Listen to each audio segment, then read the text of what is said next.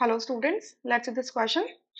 The question says, for the reaction N2 gas plus 3H2 gas giving you 2 NH3 gas, equilibrium constant Kc is equals to concentration of NH3 का whole square divided by concentration of N2 multiply concentration of H2 का cube. Some reactions are written below in column 1. Column 1 के अंदर आपके reactions लिखिए, 3 reactions लिखिए A, B and C.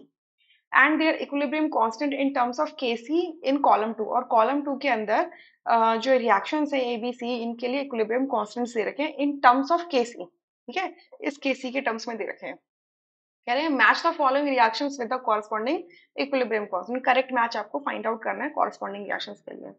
तो देखिए यहाँ से अगर मैं आपको एक बेसिक जनरल नॉलेज आपको दे दूं, ये आप कहाँ पे जाके पढ़ सकते हैं, ये NCERT first part 11th class की है, उसमें पेज नंबर 201 में जाके भी देख सकते हैं.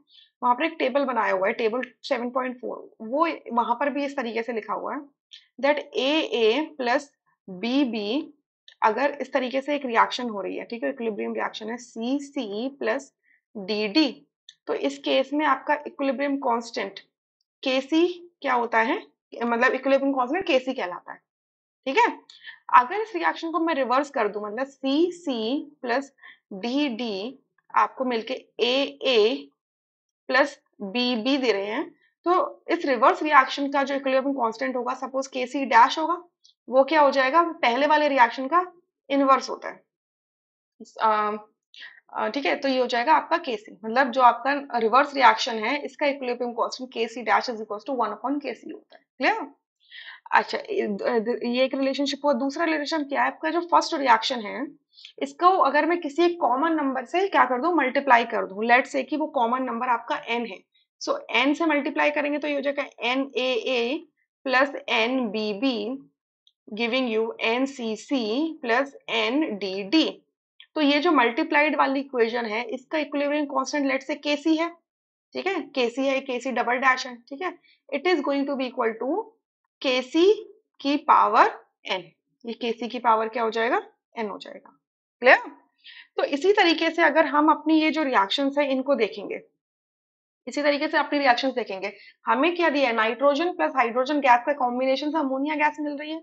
और अगर आप चारों रिएक्शंस, 3 रिएक्शंस देखेंगे जो कॉलम 1 में, उसमें भी नाइट्रोजन, हाइड्रोजन और अमोनिया गैस इन्वॉल्व हो रखी है. ठीक है, सो अगर हमारी ये रिएक्शन है और इस रिएक्शन का केसी ये है, सो अगर आपने ए रिएक्शन देखो, ए रिएक्शन में आप क्या कर रहे हो, जो आपकी गिवन रिएक्शन है, ये आपकी गिवन जो रिएक्शन है, गिवन रिएक्शन को 2 से मल्टीप्लाई कर दो तो क्या हो जाएगा, 2n2 हो जाएगा, 6H2 हो जाएगा और 4n3 हो जाएगा. तो अगर मैं किसी कॉमन नंबर से मल्टीप्लाई कर रही हूँ तो क्या होगा, इसका न्यू केसी क्या बन जाएगा, जो ए है इसके लिए न्यू केसी क्या हो जाएगा, इसका न्यू केसी डैश बोल दीजिए, ये क्या हो जाएगा, आपके पुराने वाले केसी का स्क्वायर हो जाएगा. तो ये क्या हो जाएगा, केसी का स्क्वायर, क्योंकि आपने 2 से मल्टीप्लाई किया है आपने ए इक्वेशन को. सो केसी स्क्वायर हो जाएगा, यानी कि ए का क्या होगा, 4 होगा. तो फर्स्ट ऑप्शन गलत हो जाएगा और फोर्थ ऑप्शन गलत हो जाएगा. क्लियर?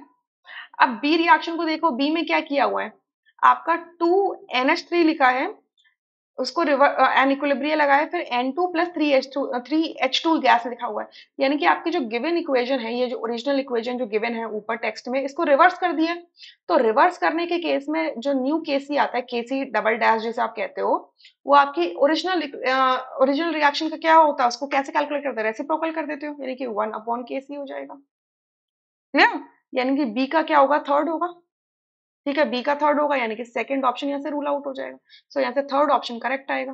ठीक है, अब सी ऑप्शन को देखो, सी रिएक्शन को देखो, आपकी रिएक्शन फॉरवर्ड डायरेक्शन में लिखी है कि रिएक्टेंट्स आपके क्या है, N2 और H2 हैं और प्रोडक्ट क्या है, NH3 है. बट आपने क्या किया है, इस ओरिजिनल रिएक्शन को हाफ से मल्टीप्लाई कर दिया है. सो 1/2 N2 प्लस 3/2 H2 प्लस आपने NH3 को भी हाफ से मल्टीप्लाई करोगे तो 2/2 क्या होगा, 1 हो जाएगा. सो यानी कि सी रिएक्शन के लिए जो KC ट्रिपल डैश होगा वो क्या होगा, KC का पावर 1/2 हो जाएगा. इस बार हमने कॉमन नंबर क्या लिया, जैसे मल्टीप्लाई किया 1/2 लिया, सो KC की पावर 1/2 हो जाएगा. यानी कि C का क्या होगा, 2 होगा. तो आप देख रहे हो यहाँ पे C का 2 है, यानी कि थर्ड ऑप्शन यहाँ से करेक्ट होगा, rest options would be incorrect. I hope you understood. मैंने आपको इसका रेफरेंस भी दे दिया है और आपको ओरिजिनल जो लिखा हुआ है वो भी लिख के दे दिया है. सो यहाँ से आप समझ चुके होंगे कि इसका ऑप्शन थर्ड करेक्ट है, rest are incorrect. I hope you understood this question. Thank you.